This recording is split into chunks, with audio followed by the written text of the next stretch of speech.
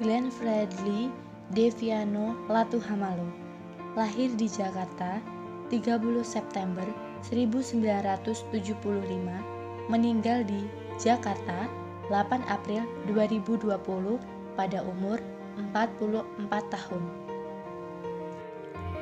Ia adalah seorang penyanyi, penulis lagu, produser, dan aktor kebangsaan Indonesia. Glenn Fredly mengawali karirnya pada saat dia menjadi vokalis Funk Section pada tahun 1995, setahun setelah ia lulus SMA pada tahun 1994.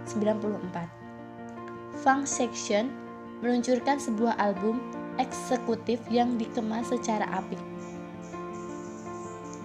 3 tahun kemudian, tepatnya pada tahun 1998, Glenn Fredly bernyanyi solo dan meluncurkan sebuah album yang bertajuk Glenn dengan bermodalkan 8 buah lagu.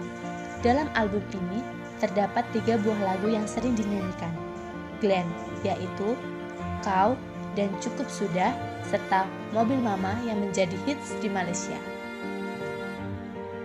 Album kedua diluncurkan pada tahun 2000 dengan judul Kembali. Dalam album ini terdapat beberapa lagu hits seperti Salam Bagi Sahabat dan Kasih Putih. Seperti album perdananya, album ini masih bernaung di bawah Sony Music Indonesia dengan produser Aminoto Kosin. Album ini pun bernasib sama seperti album sebelumnya. Meskipun cukup dikenal, namun kedua album Glenn ini belum memenuhi keinginan major label, baik itu dari segi popularitas maupun penjualan. Pada tahun 2000, Glenn diberi penghargaan di Malaysia dengan kategori Album Indonesia Terbaik dan di Singapura dengan kategori Lagu Terbaik Pilihan Pendengar. Pada Anugerah Musik Indonesia setahun kemudian, Glenn meraih penghargaan kategori Lagu Terbaik dan Penyanyi Pria Terbaik kategori Musik R&B. Dengan keraguan besar dari pihak label, Glenn yang beragama Kristen ini meluncurkan album ketiganya bertajuk Salam Pagi Dunia pada tahun 2003. Tak dinaya, banyak lagu hits yang muncul dari album ini. Hits yang paling mengguncang Indonesia adalah lagu Januari. Keberhasilan album ini membuat pihak Sony Music Indonesia membuat album Repic Pack tahun 2004 dikemas dengan bonus VCD, karaoke, dan Unplugged Live Perform. Pada tahun 2004, Glenn ikut serta dalam album milik Ervin Gutawa bertajuk Soul with Two Quest Plus atau Bersaudara. Dia menyanyikan Dunia dan Mari-Mari dalam album tersebut. Pada tahun 2005, Glenn ditawari untuk membuat satu album sebagai soundtrack dari film baru Cinta Silver. 1 tahun kemudian, Glenn mengeluarkan album lagi sebagai penghargaan dan rasa hormatnya kepada musisi-musisi terdahulu bertajuk Aku dan Wanita. Pada tahun yang sama, Glenn meluncurkan album ke-7 dengan judul Terang. Kemasan sungguhan terbaru dari Glenn ini adalah album yang bernuansa Natal, dikarenakan bebarengan dengan Natal tahun 2006. Tahun 2007, Glenn kembali mengeluarkan album tergresnya bertajuk Happy Sunday. Album ini diklaim sebagai wahana dalam memancarkan spirit baru, memandang kehidupan serta global melalui musik.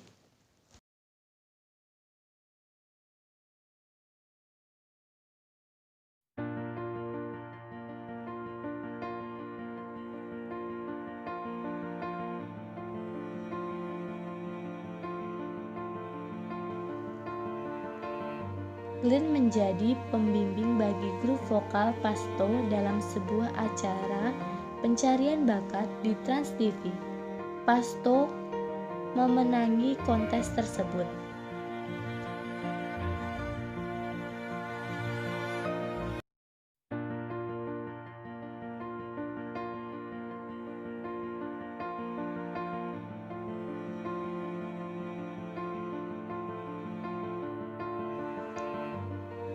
Glenn juga peduli terhadap lingkungan. Hal ini dibuktikan pada saat berpartisipasi dalam konser amal bertajuk South for Indonesia Art sebagai penghargaan akan bumi pada tanggal 7 Juli 2007.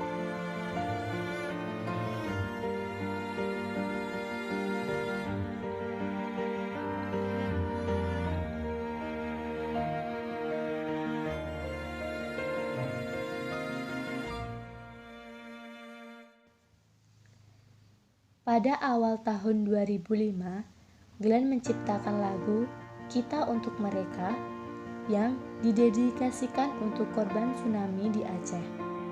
Lagu tersebut dinyanyikan oleh kelompok Indonesia Voice terdiri dari penyanyi-penyanyi Indonesia termasuk Glenn, yaitu Gito Roles, Arven Malioholo, Rio Febrian, Duta Sel on Seven, Fadly Padi, Kikan Coklat, Ahmad Albar, Vina Panduwinata, Baim, Delon,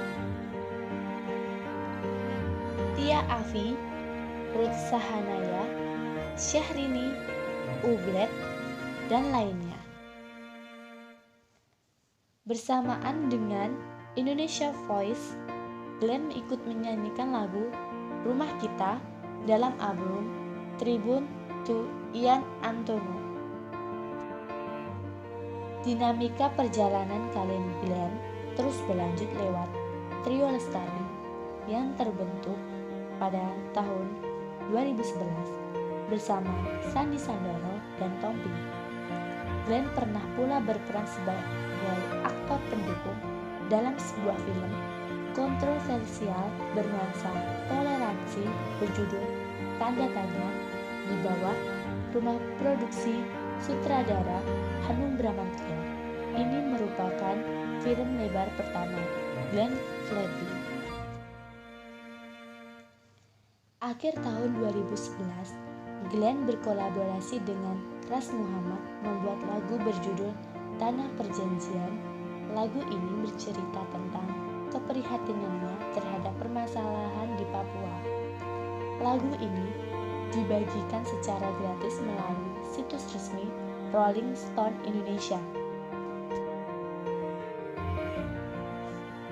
Pada tanggal 2 September 2012, Glenn mengguyahkan konser Cinta Beta dalam rangka merayakan 17 tahun karirnya dalam industri musik Indonesia, diselenggarakannya di Istora Senayan. Di dalam konser ini, Glenn mengajak penontonnya kembali menaruh perhatian serius pada Timur Indonesia.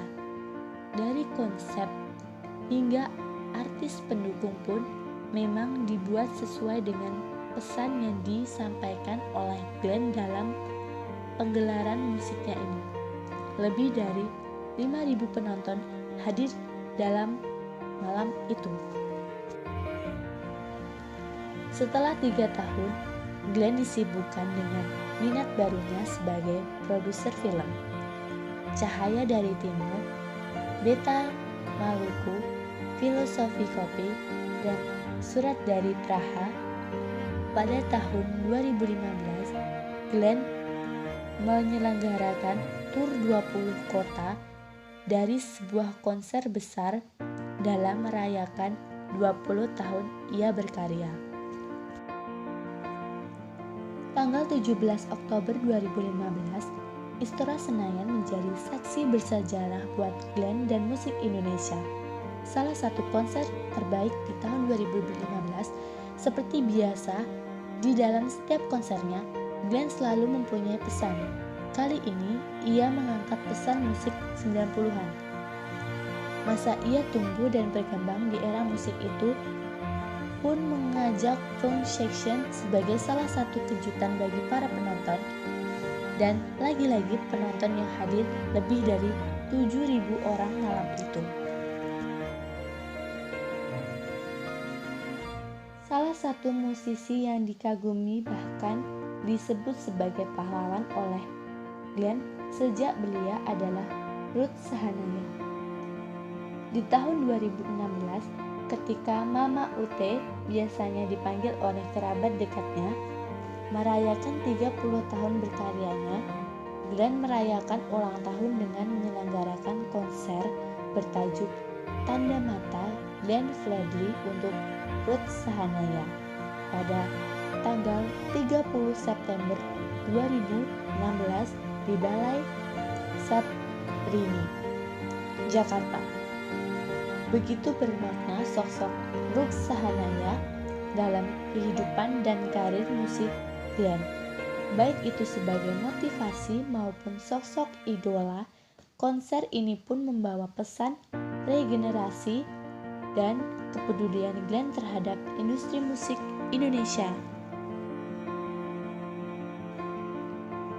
Pada 30 September 2017, Glenn kembali membuat konser dengan hashtag TNDMT untuk Slang di Gandaria City Mall Gandaria City, Jakarta. Glenn menggandeng sederet musisi lintas genre seperti Dewa Bujana, Bonita, Tompi, Idang, Berta, Hadi Pocang, Yako, Yamlek, Mondo Gascaro, Tri Utami, hingga Yopie Lautlen. Konser tersebut juga diramaikan oleh komika Sakdiat Ma'ruf serta Najwa Shihab. Glenn sekarang mempunyai label musik sendiri yang bernama Musik Bagus yang sudah memproduksi beberapa musisi baru yaitu Yura Yunita, Glebet Pohan, dan Tiara Dexrasia.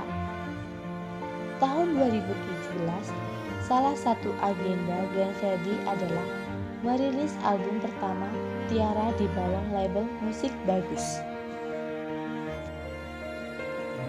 Glenn Fredly menikah dengan penyanyi Dewi Sandra pada tanggal 3 April 2006, namun bercerai dengan Glenn pada tanggal 27 Agustus 2009. Kemudian, Glenn menikah lagi dengan Mutia Ayu pada tanggal 9 Agustus 2019.